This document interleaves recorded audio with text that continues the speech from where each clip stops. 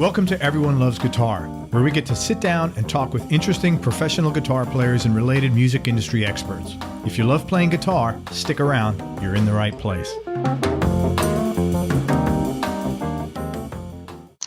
Hey everybody, this is Craig Garber from Everyone Loves Guitar, and we have a really cool guest today. We've been trying to set this up for a while. I'm with David Myhre, and he's a very interesting guy for a number of reasons. He's a country and rock guitarist and songwriter, currently based in Nashville. He's currently actually playing guitar and singing on tour with Don Felder, which everybody who's listened to the Eagles should know that name. They're currently on the United We Rock 2017 tour with Styx and REO Speedwagon. Prior to this, David was playing lead guitar and vocals and touring with country legend Tanya Tucker, and he's at the ripe old age of 25. You've toured with Don Felder and Tanya Tucker. That's a pretty good resume for 25, man. I have to tell you. Another thing interesting about David, he was born and raised in Anchorage, Alaska. You're only the second person in my life I've met from Alaska. Wow. And I'm 53. That's pretty interesting. He picked up the guitar at the age of 10 and soon formed his first rock and roll band called Lever Action. David went on to spend many years playing late nights in blues bars and across the last frontier with some of the state's favorite bands. The following spring, after graduating high school, he bought a one-way ticket to Nashville, and in 2010 to 2012, he did his first national tour with the rock band Static Cycle.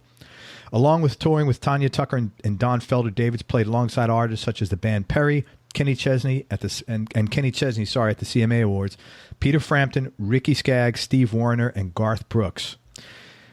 When he's not touring the world or writing songs, you can find David on the set of a music video or photo shoot. He's currently signed with the Block Agency as an actor model and has been featured in a number of music videos. So, ladies, this is the guy you want to check out. You know, he is the rock star that you think of. Anyway, man, thanks so much for your time. I appreciate you coming on the show. Dude, glad to be here. Just listening to you read that list, it makes me tired, man. Yeah, well, that's a lot of stuff. Especially at your age, this is very, very cool stuff. Before we get started, I saw a video of you, Kid Rock. What was how did you get that video, and what is that process all about? You were the guy who gets the girl in the video. Shocking. But that was really cool. How did that all come about? Yeah, so that one's actually got kind of an interesting story. So at the time I was with the model agency Amax, located in Nashville as well. And I was also in a band called Oklahoma. And this was kind of like a 5-part harmony, kind of an Eagles-esque, honestly, kind of a band. And we were showcasing for a lot of record labels around that time. And there was, I believe it was Hollywood Records and Disney. I think it was Disney that wanted a private showcase that afternoon. And that was priority, because I got a call to do the audition for Kid Rock. And so I went in, did the taping, did the audition. A few days went by, they contacted me. They're like, hey, we'd love to have you, lead in the video. And then sure enough, it fell right when we were supposed to do the Disney showcase. Oh, wow.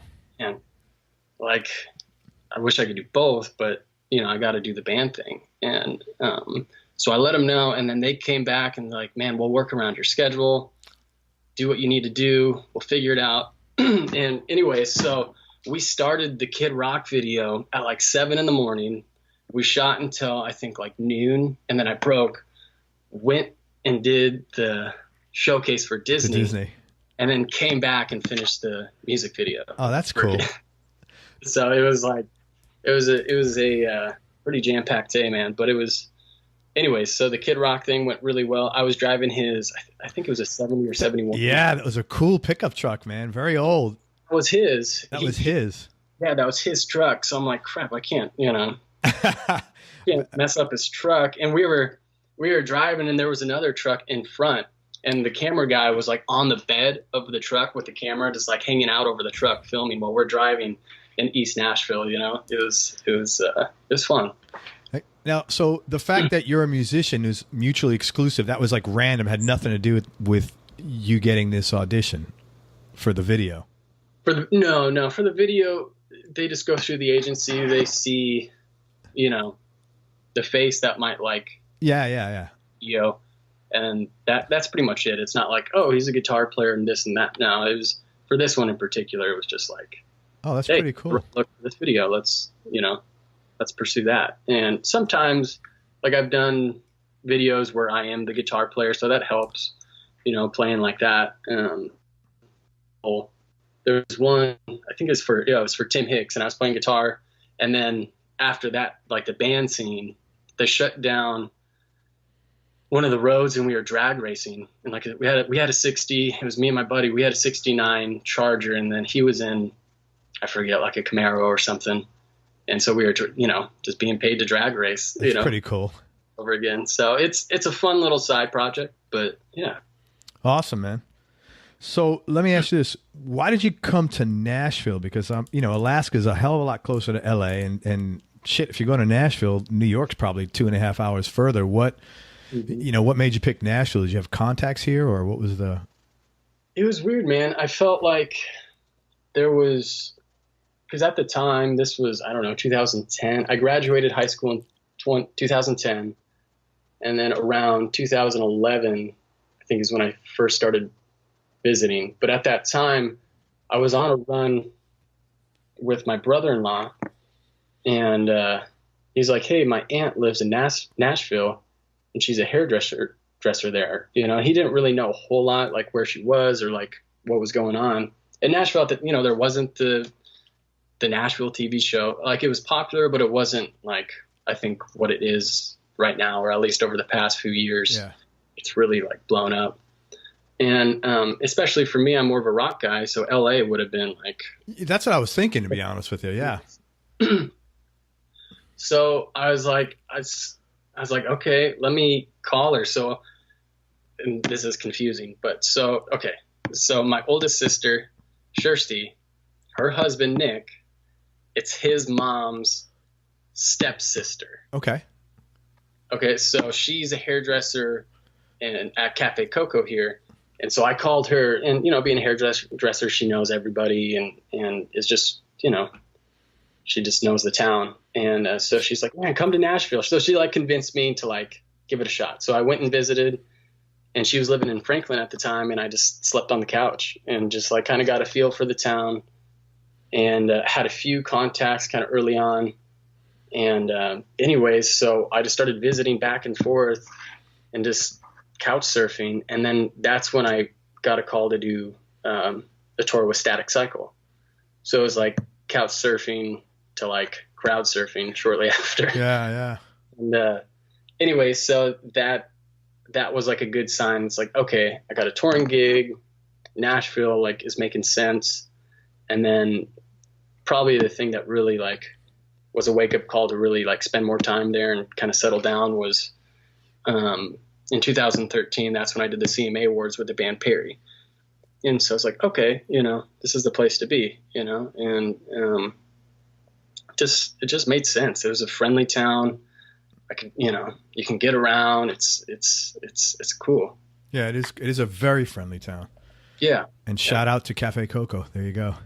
Yeah. Cafe. Yeah. So yeah, Debbie is like, she really is. She took me in and that was, that like home base, and she still is, she still even though I got long hair, she still keeps it looking good, Keeps you model like. Yeah. You've had like some really good opportunities since you came to town, and I'm sure when you got there, you were hustling like crazy because you didn't know anybody and you weren't from there. What sort of things did you do in the beginning to be relevant, to hustle and keep your name out there? Yeah. So when I was living in Alaska, this was probably my my senior year of high school. And the band I had there, all like really talented guys.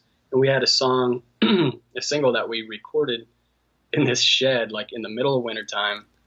And is it really cold there, like they show in documentaries? I don't want to sound ignorant, but I don't know anything about Alaska. Yeah, no, I mean, definitely. Anchorage is, it's not as like extreme as like more like north, like Fairbanks, but it definitely can have its cold snaps. So we recorded this track. We had it mixed and mastered in California, and the guy who mixed the track, like I think around a year or so later, he contacted us and he was like, "Hey man, can can this drummer, he wants to we're going to do a video, and he's going to write out like a Nashville, chart. And then we're going to film him like going in just like one take and playing the drums to the song that we recorded. And it was Rich Redman, who's the drummer for Jason Aldean. And he's, really active in town and just a great drummer and musician. And so we're like, yeah, totally. And this was kind of like my early stages of Nashville. So it was really cool seeing the song we recorded in like a shed in the middle of wintertime. This video, this like killer drummer, like writing out a chart and then just like laying it down. And so I had that single when I first came to town. So when, you would have a meeting or you would like try and talk to people and they'd be like, oh, play me something or send me something. I would send that and they'd be like, okay, cool. Like this is. So you didn't just have a demo, you had a proper single engineered and mastered by a professional, which is a lot more, it's like a major business card instead of just like a little card. Exactly. Yeah. Okay. Something that they could just like right out of the gate be like, oh, this is groovy. Like, okay, I'll take you seriously. Okay. And that, stuff like that helped. And then just, it's everything just kind of spider webs. Like once you meet one person and then he calls you for something, or then like his buddy calls you to do a gig, and then that, goes to the next thing. That's just how this town works. Did you say yes a lot in the beginning to pretty much everything? I did. Yeah. I did a lot of either free stuff, did a lot of, and paid gigs too, but it was just a lot of yes, and I'm still to this day, you kind of got to just be open to opportunities and just see, you never know where something will lead, Sure. That's what the guys that everybody that's like on their way up or has been super successful has done the same, that I've spoken to anyway, has done the same thing. I don't know too many people that are, successful and like, we're very selective early on. Like, no, I don't want to do that. And like, what are you doing? You got nothing else going on. Everybody's pretty much done the same thing. Yeah. It's like the famous, like the quote would be like, say yes until you can say no. Yeah. Because you could easily just kind of get push and pulled doing a million different things that, so, and another thing that I learned, it's like you have to put value on yourself. You have to be able to like analyze your worth as a musician, and if you're at, when you're at a certain level and you're touring with, great acts, all this stuff, you're kind of the one, you have to be your self manager and you just have to watch your back and you have to sometimes, you got to know your value, and that's, I think, a really important thing in this industry. I've heard that before, and it's almost, as an outsider looking in, as a business outsider, I'm looking in, and it seems a little predatory in certain ways with you guys because there's, I think there's so many, and I think the people that are controlling the purse strings at times tend to, at least what people tell me, I have not obviously been in negotiations with, watch them visibly, but, it's like, here's the carrot, but hey man, if you don't want it, someone else gets it. Is that like, so how do you balance, or, how do you figure out, okay, here's my value and this is my line in the sand. And, if you want to cross it, okay. If not, that's totally fine. How do you, how did you come up with that process for you that made sense? Yeah, I think it's, early on, it's years of saying yes, and then kind of knowing, okay, I like put my time in, you did the grind. And then from there, it's I don't know. And I think people can be attracted to like, oh, he's like holding his ground, or like he is putting value on what he does. And I think people respect that, as opposed to the desperation, that maybe, this town, you have so many guitar players, so many great musicians that it's very easy just to like, oh, well, if you don't want to do it, then, this guy who's shopping at Kroger down the road can do it. Or this guy who's waiting tables, or like this guy who's your coffee, he's a great player, whatever, it's like, there's so many, just people here doing it. So it's but I think once you build your resume up enough, people want to associate with that. They want to like, okay, we could trust him. We know he's going to deliver. And after a while, that's who you want to work with, Right. And it's yeah. So you just kind of got to protect yourself, but at the same time, just be open, Sure. And I agree with you. I think people are attracted to, people that have confidence in themselves and they are willing to say, no, I'm sorry that I'm worth more than that. And there is a turn on, it's like in a relationship with someone that's super needy. It's like, it's a turn off. Totally. Yeah. Totally. So it's just finding that balance, and all in the meantime, just like working your butt off and just like practicing and just, like keeping your craft, honed for sure. So I want to ask you about some of these artists and if you could answer 2 questions. How did you get this gig and what was the most valuable lesson you learned from working with this particular artist? Peter Frampton. The Frampton thing, that was, so some of those like Frampton, Garth Brooks, that was during it was the 5th annual Musicians Hall of Fame ceremony in Nashville. So that was just kind of a one-time. Okay. Show. But like touring, like if you want to back up to like say. Yeah, let's talk about Tanya Tucker and Don Felder. How about those? Yeah. So Tanya, that was, I got that, let's see, March of 2015.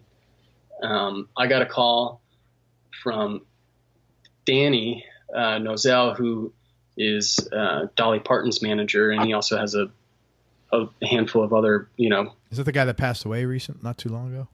No. Okay.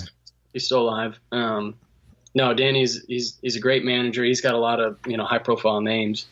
And anyway, so I got a call out of the blue from him to do the Tanya gig, and that came through. I was riding with one of his artists, Candy Carpenter, who I met her like when I first moved to town, and we were riding for years. And anyway, so it was her manager, and so she's like, well, call David, so he called me.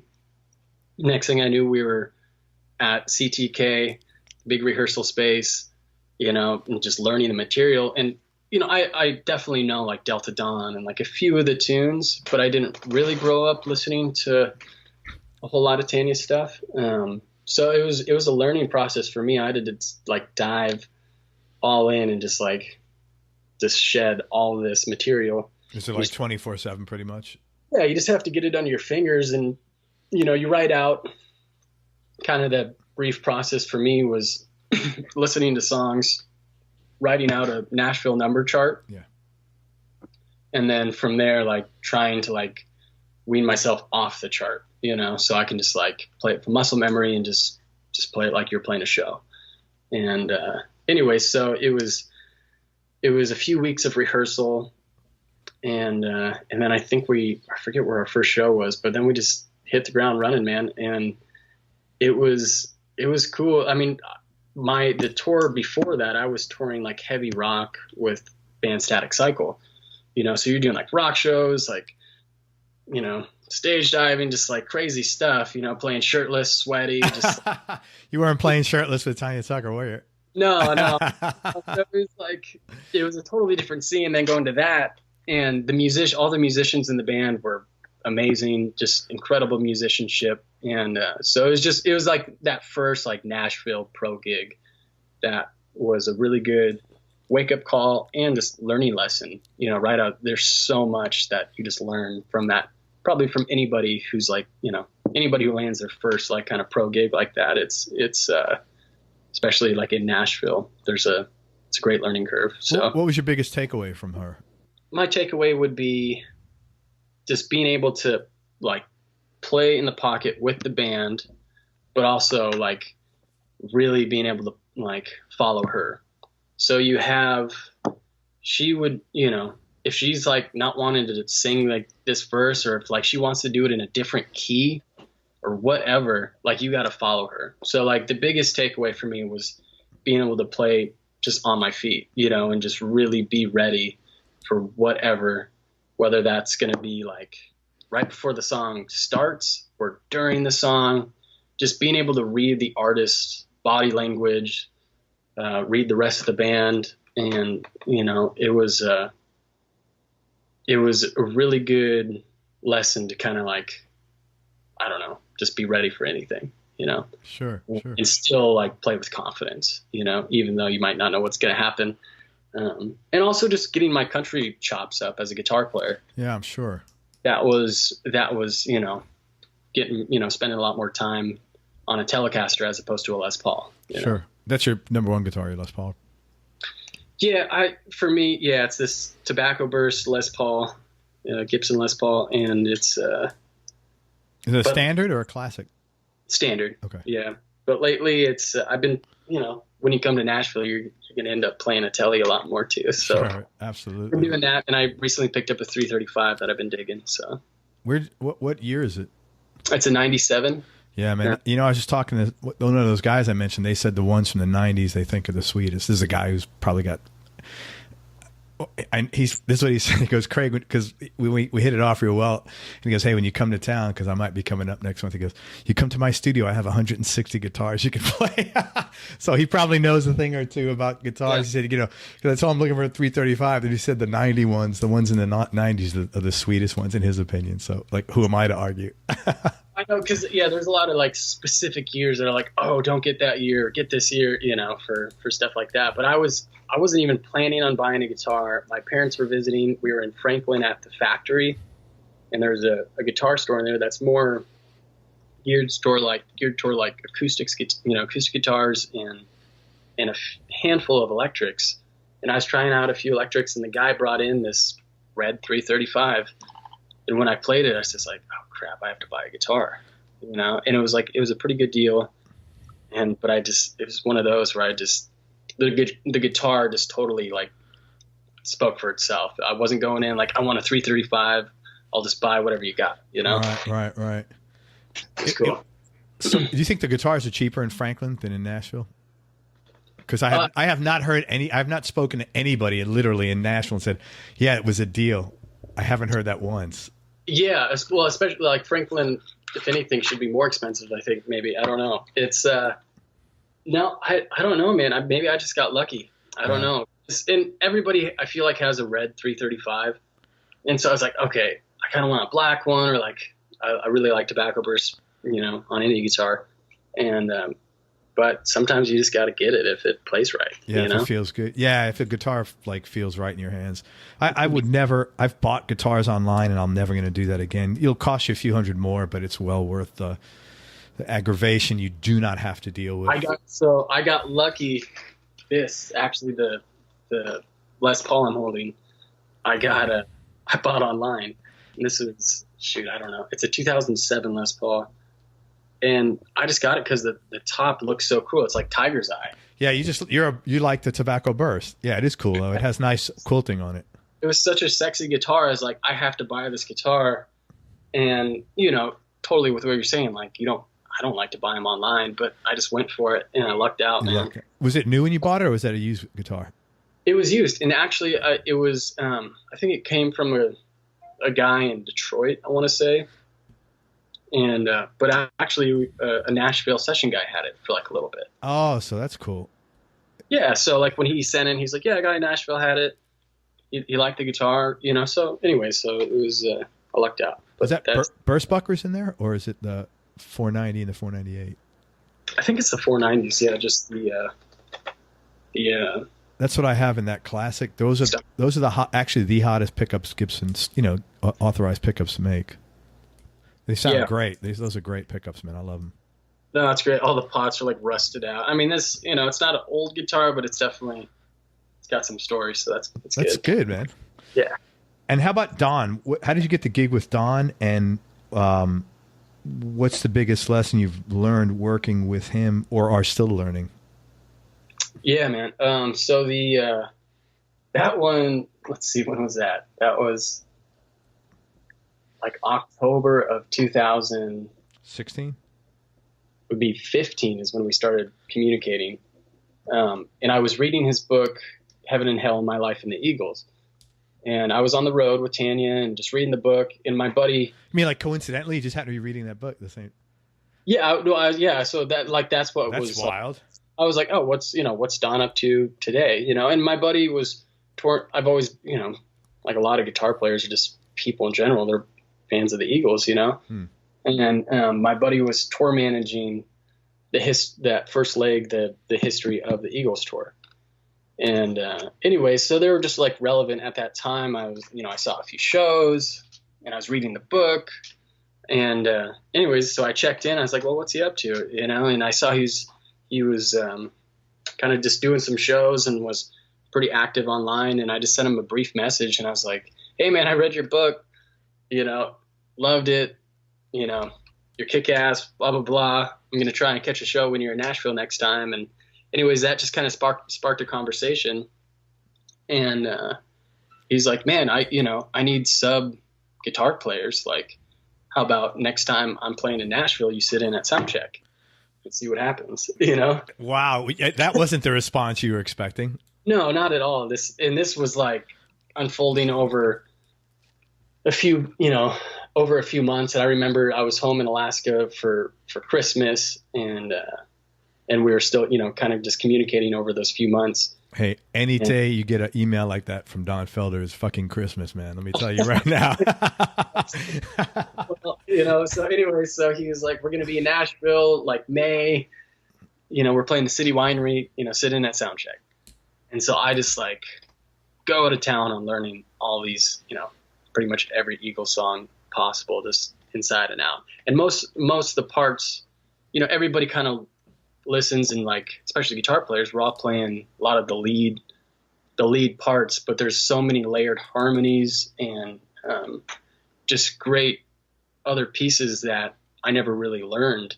So it was a super fun process, just learning those songs inside and out, the live recordings, the studio recordings, Don's recordings, and just trying to wrap my head around it.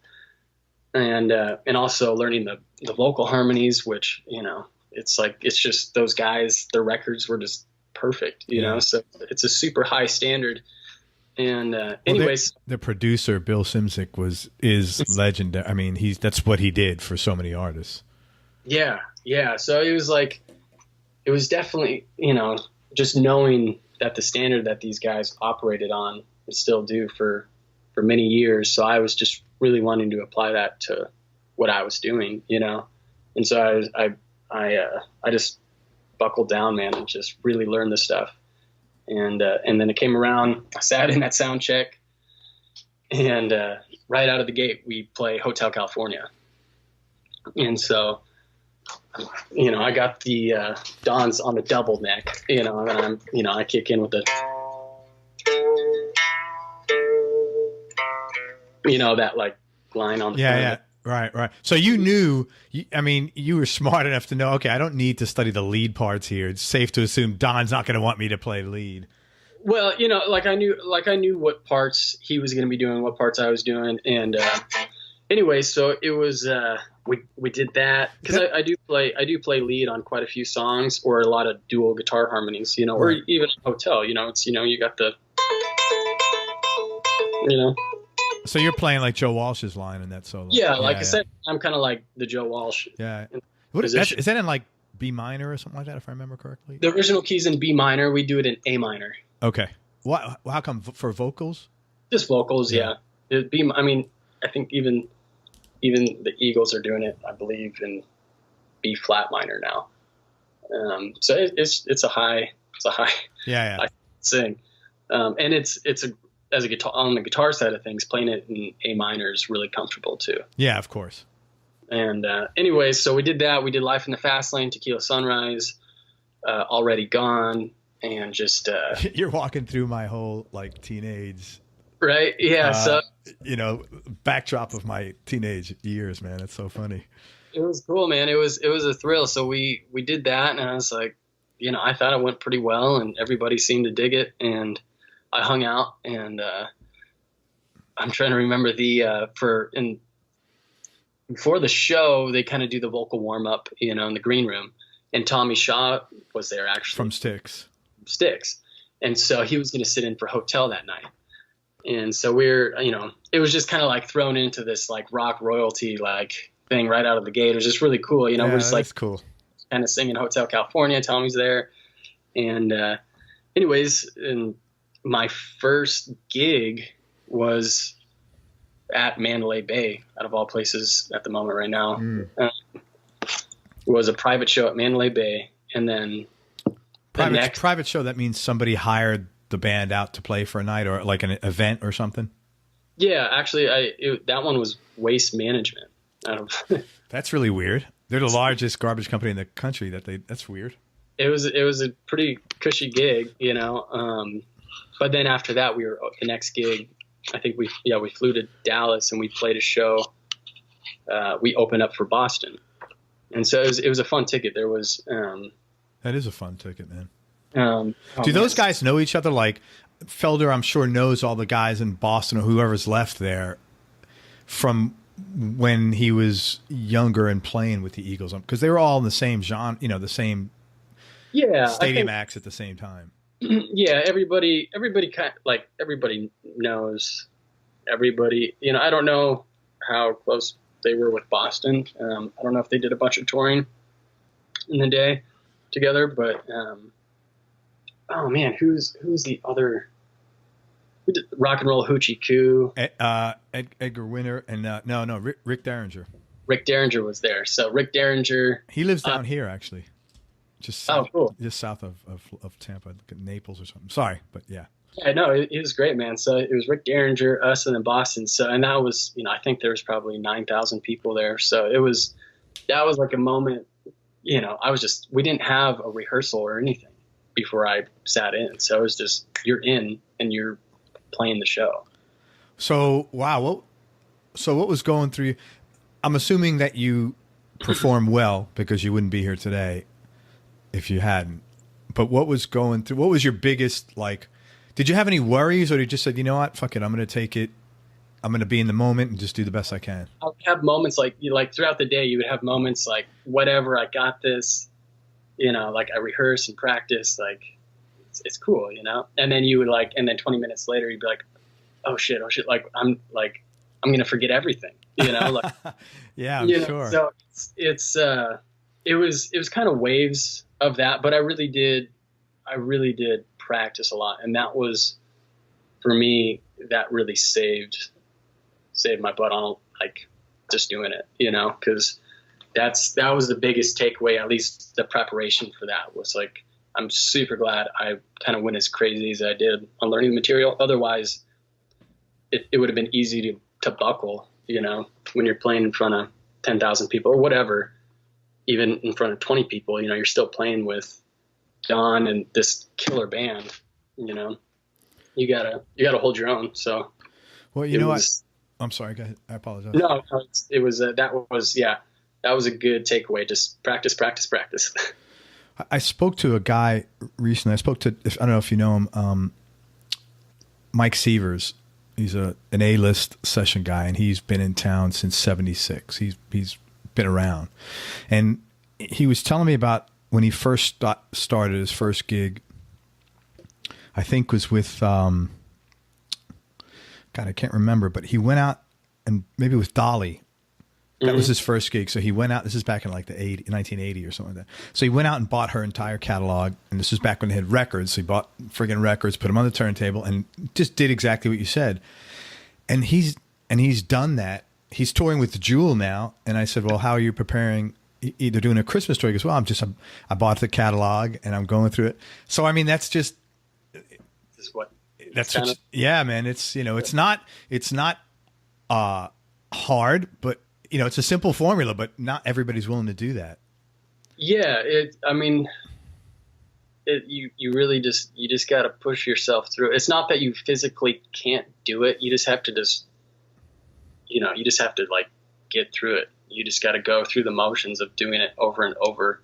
So it's there. It's built into your body, you know, sure. And it's a fun process, you know, just with anything, like, you know, going in and not knowing a single thing about it. And then a few weeks later or whatever, like, you're doing it, you know. It's like right now I'm trying to learn like an Oscar Peterson jazz tune on piano. Just because you're playing piano, or you're trying to learn. Oh, you play piano too? Yeah. I mean, not like, I'm not compared to like real piano players, but it's something like I just love the idea of being able to sit down and play like jazz piano. And so like I'm starting like Oscar Peterson, who's one of the great. You didn't pick like a baby. I'm going all in, you know. So it's I'm gonna just kind of suffer through, with guitar I can at least pick it up and just be like, okay, this is familiar, but like jazz chords and all this stuff on piano, it's like what? But I just love the idea of like getting to the other side of that. You know? Really cool. Well, the good thing is too, if you're starting off here, aiming here, even if you come shy of 50%, it's better than aiming for here and then you come shy of 50% where you got nothing. So it's a no lose situation. So I commend you for that, man. David, outside of touring with Don, are you working on anything else that you're excited about? Yeah. So outside of touring, I love it. I love traveling. I love playing the shows. I love meeting people, hanging with the band and the artists. That's all amazing. That's kind of what keeps the lights on right now. Outside of that, though, when I'm home, my focus is just writing for my own artist stuff, my own music. And so songwriting, whether it's co-writing for other songwriters in Nashville, things like that, I'm into that as well. But songwriting is really a big part of what I do and I'm passionate about, So I'm going to be right now just kind of like weeding through songs, trying to figure out what are the best and what really speaks to what I do as an artist, And because I like touring with other people, but for me to really also be fulfilled, I gotta do my own music too. That's great, man. Well, you seem like you have no shortage of courage to do that. So, I mean, that's awesome. They're really cool. Yeah, hopefully. I mean, it's tricky because, when you're learning whether Eagles tunes or whoever, there's kind of like an end in sight, but with songwriting, it's kind of like there isn't like necessarily like. Well, there's no limit. Yeah, there's no limit. There's no like clear, like, oh, this is exactly what my sound is, or this is exactly how this song should go. It's just kind of this like process you just got to go through. You just got to do it, And anyway, so that really recharges me also to be able to go out on the road. Good. That's awesome, man. What was your childhood like growing up in Alaska, and what advantages and disadvantages do you feel that growing up there in particular might have given you? I don't know, I would say the dog sledding, No. You actually did dog sledding? No. Are you kidding? It was Alaska's incredible. It's I don't know. I mean, it was just, that's what I knew, at like in middle school, like for recess, you would like learn how to snowshoe, like that was what was going on. And, anyway, so Alaska was amazing. I loved Anchorage. I grew up in South Anchorage, and Anchorage is like a bowl. You have the mountain range and you got the ocean, so it's just gorgeous. Like everywhere you go, You can be up in the mountains in like 5 minutes. It's just super cool. And, so it was like a really, just like an exciting place to be. And like every day you just wake up and be like, you just get like, you're just into it because it was just so beautiful. And anyways, the winters, they're cold and whatnot, but that's all I knew. Yeah, right. So there's no frame of reference. Yeah, it didn't really bug me that much. Once you get older, it's like, okay, like after Christmas and like January through March and April, that's when you're like, okay, let's hurry this up. Yeah. But it was cool, man. The people there are really friendly. I was fortunate and like got in with a group of guys who were musicians in grade school. That was like a huge trajectory into like what I'm doing today.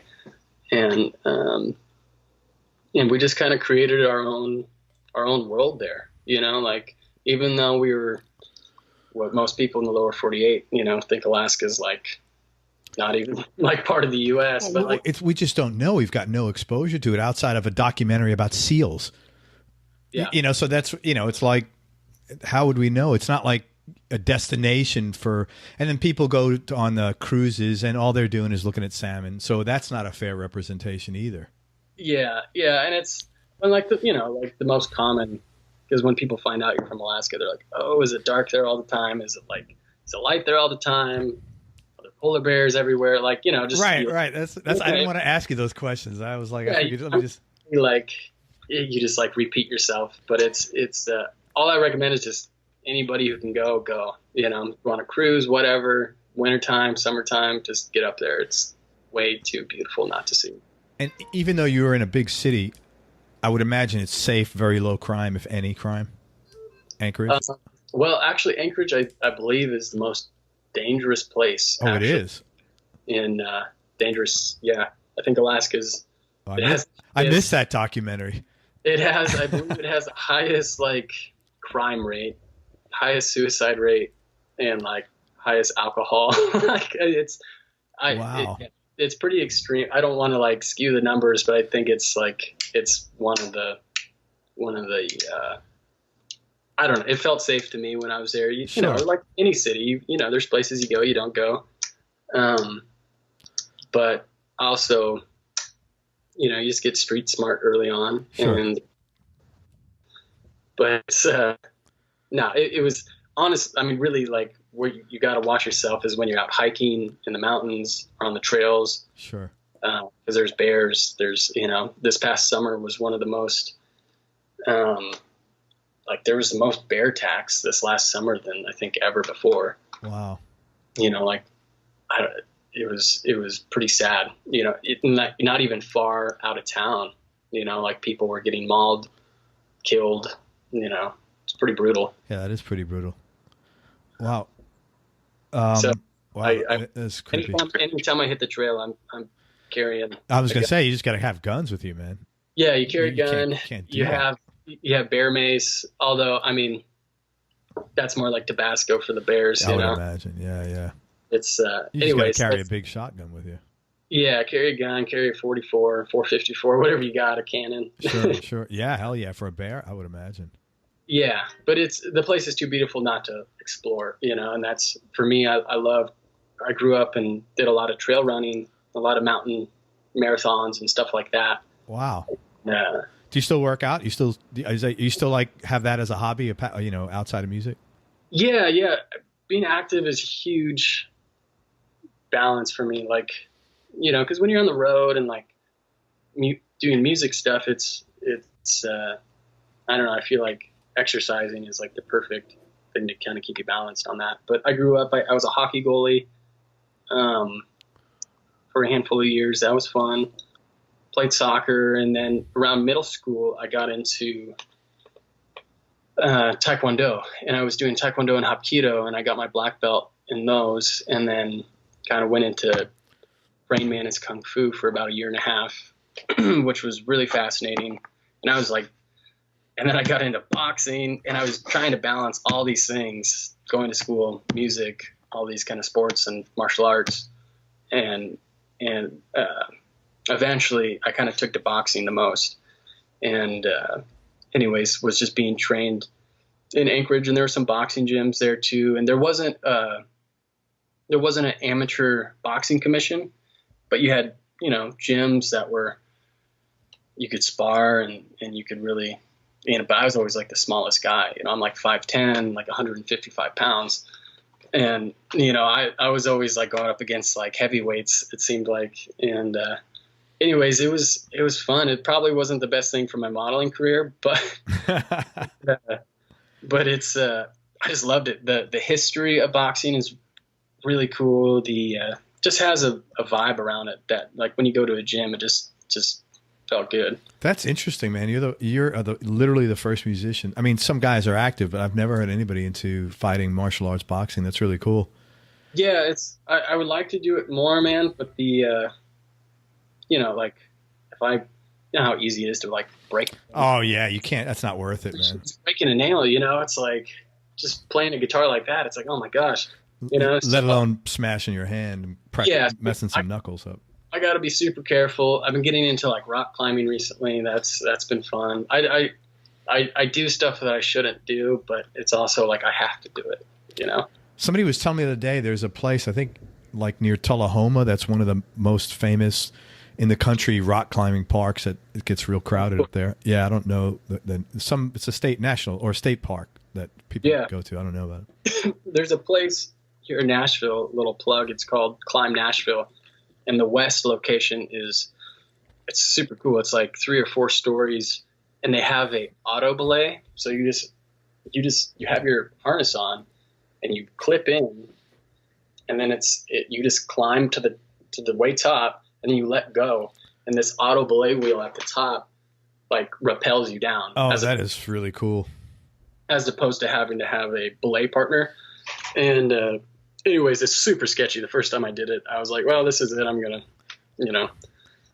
fall here, and there goes my career. But it's a lot of fun, It's funny you said that, because as soon as you said that, I'm thinking, note to self: do not go to.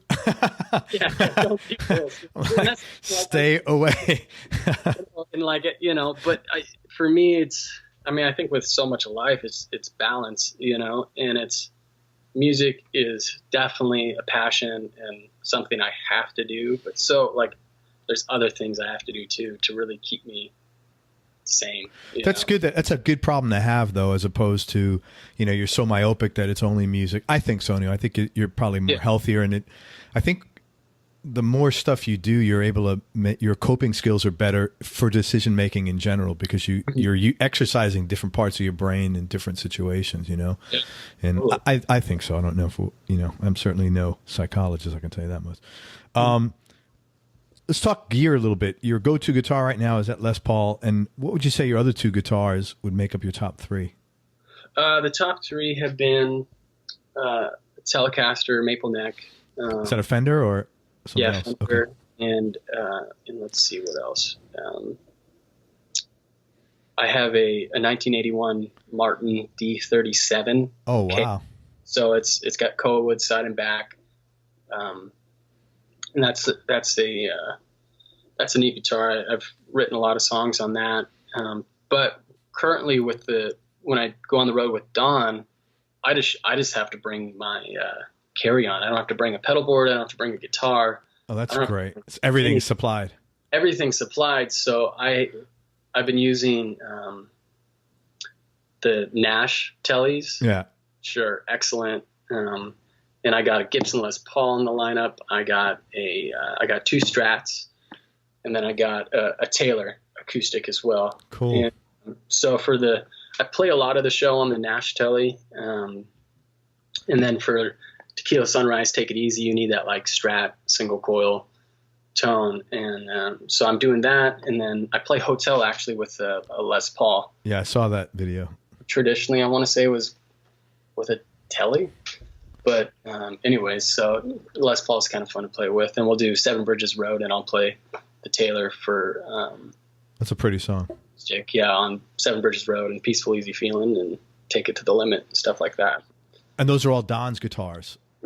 Yeah, so he has, I think, different around the country, different like lockers of gear. I've heard that from somebody. I can imagine how many guitars that guy has. It's awesome, man. Because you could be doing a gig in New York, and you just got consistent gear. Sometimes we'll rent backline stuff, but overall, it's pretty sweet. And the pedals, I'm just using a Blues Driver, an OCD, a Peterson strobe tuner. Yeah, that's what I have.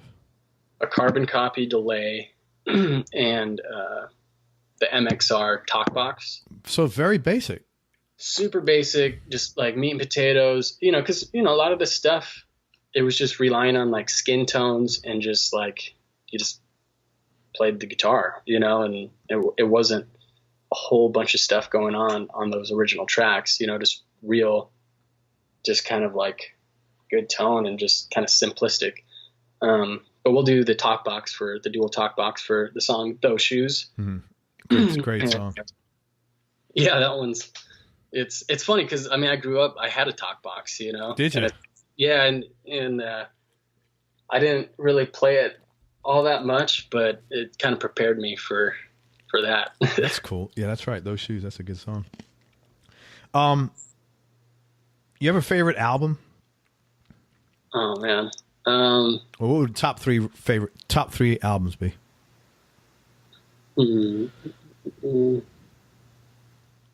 I mean, just since we're talking about Eagles stuff, I think One of These Nights has to be one of the best, one of the coolest albums.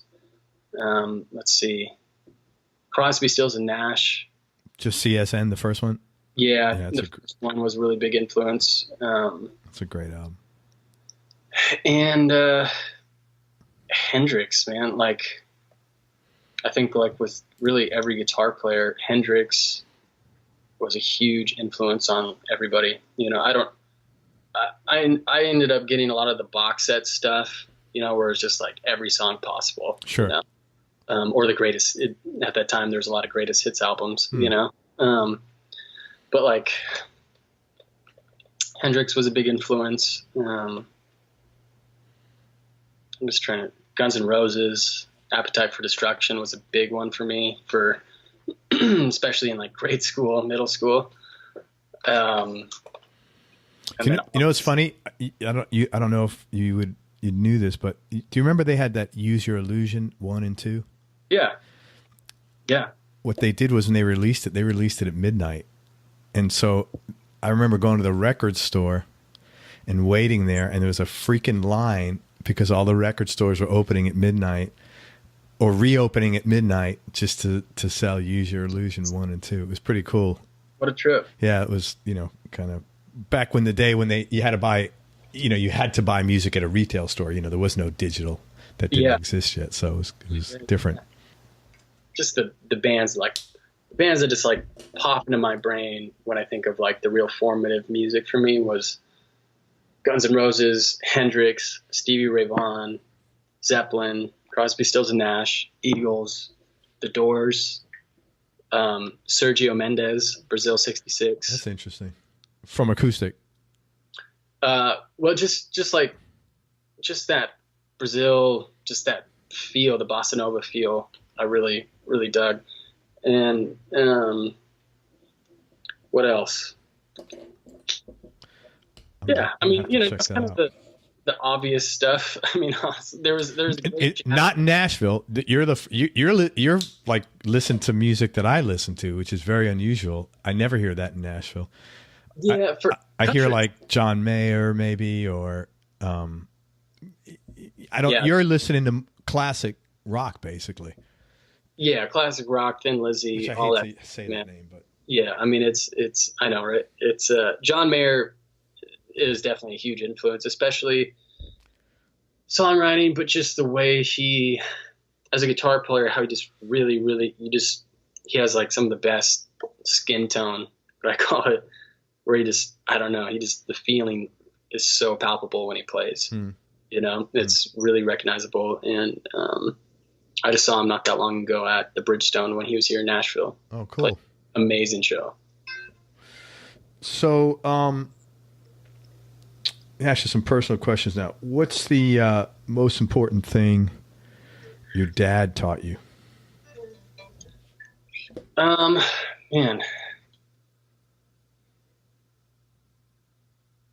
I think he really taught me how to just like create opportunity and just like not be afraid to just, you know, of you know, people saying no, just kind of creating what you wanted to happen, you know, whether it be, you know, you're playing a blues jam, you know, and you're sitting in and you want to do a certain song, you know, just kind of like going for what you want to do, you know, and just being honest.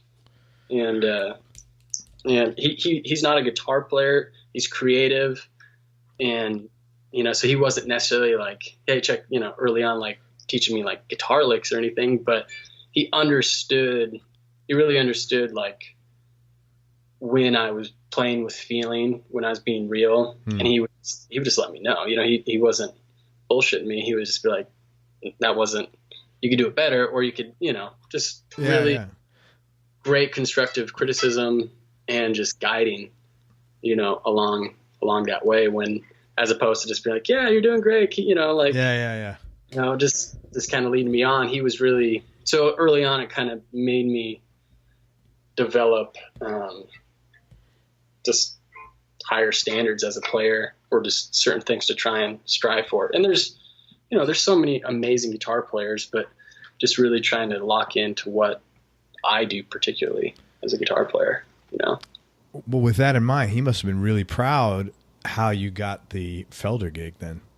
Because you talk about creating opportunity, man. Yeah, right. That kind of was, yeah. I remember, I called him and he didn't even really but he was like, it was just kind of a surprise. And I didn't want to until, with this industry, until you, or any entertainment industry, acting, whatever it is, until you're really doing it, you never know, until on stage doing it. It's like a million things could happen, that oh, sorry, it didn't work out, whatever. So I was just I didn't want to, I was just waiting until it was a for sure thing, it's okay. But it's, that was totally putting to use the advice he gave me for sure. That's great. What kind of work does he do? He's been a insurance broker for many years. He has a cool life and health or property and casualty. Life and health. So he's worked at the house for as long as I can remember. He just worked out of the house, and so it was cool. He'd always be around. And early on, he has a cool story. He was born in the Philippines. He grew up in Singapore. His dad was working for Standard Vacuum Oil at the time. I'm not Filipino or anything. His dad was stationed there for work. And it's okay. We do allow Filipinos on the show. Yeah. When I'm my dad was born in the Philippines, or and they're like, oh, are you Filipino? Yeah, that's the logical question. Yeah. And anyway, so him and his brothers kind of had this cool, rare upbringing in Singapore in the 50s and 60s, and then from there they moved to Washington State. And anyways, and then he started going to Alaska in the late 70s, fishing and hunting and just doing that thing up there, and just kind of checking out the last frontier. And like a lot of people, they get hooked, when they go there. When you say the last frontier, is that just a colloquial name for Alaska? Yeah. Okay. It's a specific place, or? No, it's definitely it definitely is the last frontier. Yeah. So for people who have that kind of spirit, that outdoor, whatever it is, it's a place where you really feel that and you sense that when you're there. Mm.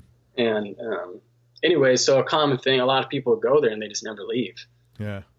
They just end up moving there, and that's what happened to him. And that's. He met your mom up there? No, they ended up meeting, I believe, in Oregon. My mom was living in Oregon, and her sister was in Alaska, and they kind of connected up. Oh, cool. That's nice. So now she's got her sister up there. That's good. So it worked out. Yeah. So my mom's sister, her dad. So he's been doing real estate up there for many years. Anyway, so I got a lot of family up there. Yeah. Well, predominantly, most of my family is up there, or in Washington and Oregon. But that is a good story, man. Yeah, my oldest sister Kirsty and her family live there. What's her name? You said that twice. Kirsty. So it's spelled. Get this. So it's spelled Kjersti. So is somebody Swedish or Norwegian or something? Yeah, Norwegian. It's Norwegian. So we're I think predominantly Norwegian, and Kirsty. Okay, that makes total sense now. Yeah. And my middle sister Lindsay, her and her family actually just recently moved to Louisville, Kentucky. Oh, so you're probably what, 3 hours away now? Yeah, 3 hours away. So that's great, man. Really good. That's nice. What's your superpower, man? Man, my superpower. Growing up, I was Batman was probably my jam, but I feel now, Spider-Man would be cool, just flying around. I don't know. I like that idea of just being able to just kind of go here and there and and do that kind of thing, or Superman, I guess, so I could fly. Cool. What's your favorite place you've traveled, man? You've been all over the place, I would imagine. Man,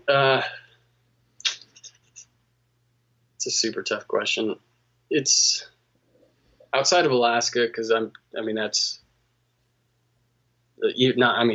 Yeah, don't count Alaska. I wasn't like born there. It would still like that would be your favorite place. It's like a pretty incredible place. No, I mean, I really enjoy the West Coast. I love Washington State. We were in this year.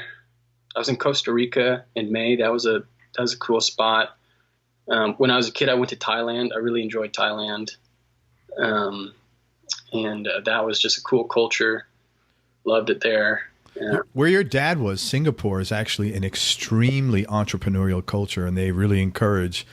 I had some clients there many, many years ago. They were really young, and they were explaining how that's just the culture there. They encourage you to go into business and stuff like that. Yeah. Totally. Sorry, I didn't mean to. No, I'd love to go there.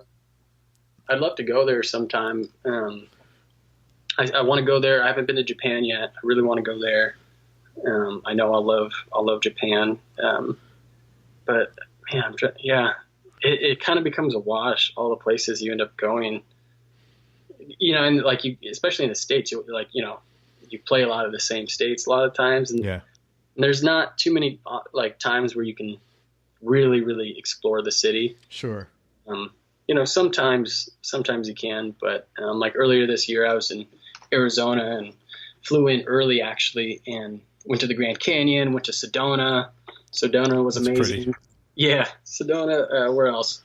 So I love that part of the world. And then coming up here in November, I'm gonna fly in early from a gig from Tulsa, and I'm gonna go to Jackson Hole, Wyoming. I've been there. It's beautiful. Yeah, so it's really pretty. And I don't know if it's just being raised in Alaska, but I just like that kind of environment. Oh, I totally get. We took many years, probably 8 or 9 years ago. We met some buddies in Boise. It was my wife and our 3 kids, and then we drove from Boise to Seattle. And honestly, that was the most amazing, majestic. Mm-hmm. I'm not a religious person at all, but I was looking there and said, "Man, some God, spirit, or whatever, had to put this thing together because it was just." Oh yeah, well, that's like breathtaking, man. Growing up, and that's the thing for me. It's such a growing up, Alaska and places like that. It's such a reminder. It's like wow, it's God's creation. It's pretty insane. It was just amazing. I remember there was a store in Washington. It was just a giant barn off the road, and it said Washington apples. It was probably like a tourist trap, but man, I walked in there and it was just most beautiful. They had just fruit all over, silly like fruit, but man, it was just, everything was awesome about it, man. It was weird. That's one of my favorite places. I haven't traveled outside the country much, but that was pretty. Yeah. Well, we're pretty landlocked in Nashville. So it's like anytime ocean or whatever, it's, and you can smell the salt in the air. It's really refreshing, and I just love mountains. I like to pine trees, and Well, don't come here, man. Florida is completely flat, and there's nothing smells good here anymore. I think I might. I'm not sure. Might be having a show there coming up here. Are you? Let's talk after the call. If you are, maybe we could connect if you're going to be in this area. That'd be cool. Well, 2 questions left, man. What's your one unanswerable question? The question that you always seem to be asking yourself. Why is it so hard to keep a guitar in tune? Most people say don't play Gibson. Oh gosh, yeah, it's well, a little great answer. I'm sure everybody who listens already knows this, but you put graphite in the nut. I bought this nut sauce. Is this any good? I actually used this and it was pretty effective. Okay, so I've never. What's in it? It's nut sauce. I don't know. It's probably freaking liquid graphite. It's just, hang on a second. It says here, bigbends.com, lowest coefficient of friction of any, it's some sort of lubricant, groove luber applicator. It says safe, non-toxic, non-corrosive, non-staining. It doesn't really say. It's just called Big Bend Nut Sauce. And I have to say, I put it, when the last time I changed my strings on that Gibson, the classic there, the Les Paul you were talking about, it doesn't say what the ingredients are. It's like, I'm sure it's graphite of some sort. Yeah. Yeah, no, that's a big help. Sorry, I know that's probably not the most exciting answer, but that's one of them. It's very legit, man. Last question, man. What's your definition of happiness? Man, for me, it's a lot of things. I know I like to do a lot of things, but there was a quote I saw earlier that kind of made me think of it. It was Theodore Roosevelt, and it was, far and away the best prize that life has to offer is the chance to work hard at work worth doing. So it's like, it backs up to being like, for me,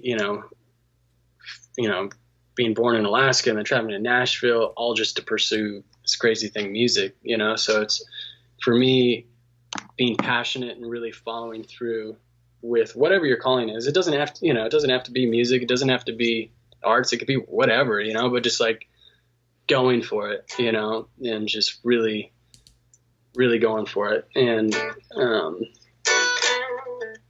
that's a big part of it. And for me, I grew up playing in church early on, actually. And probably around, I started playing like middle school, and just like doing worship. And, so that was a really great chance for me to like go outside of like the rock world and just like the classic rock world as a guitar player, and just like worship, have fellowship, and just, that was, I think, a really big part of, learning for me as a guitar player, just like adapting and just playing different styles of music.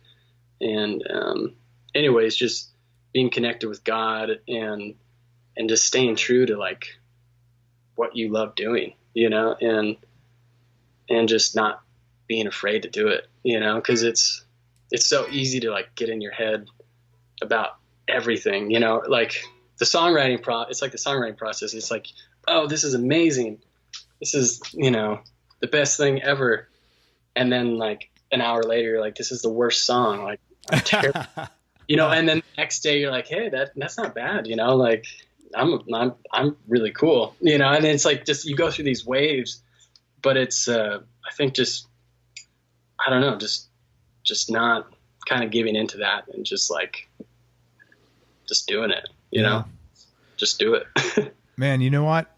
You're a very genuine person, man, and I can see why people want to have you on their gigs. You get a great attitude, and you're a super nice guy, and I really appreciate that about you. And I would love to have you back, like, on the show, man, when one of your songs hits or one of your next album comes out, and your career is going to be awesome, and I'm looking forward to seeing it.